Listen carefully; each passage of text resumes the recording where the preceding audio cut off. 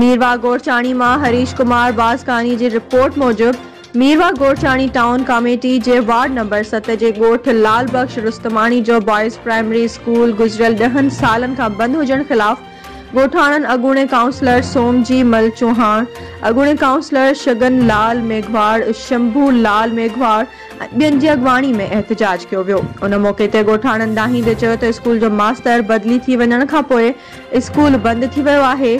गोठ में बंद पियल स्कूल लाइ मास्टर ॾिनो वञे। असां पाकिस्तान पीपल्स पार्टी जा वोटर आहियूं। पाकिस्तान पीपल्स पार्टी जी हुकूमत हुजण बावजूद बि असांजो स्कूल बंद पियल आहे, जंहिं सबब ॿारनि जी तालीम तबाह थी रही आहे।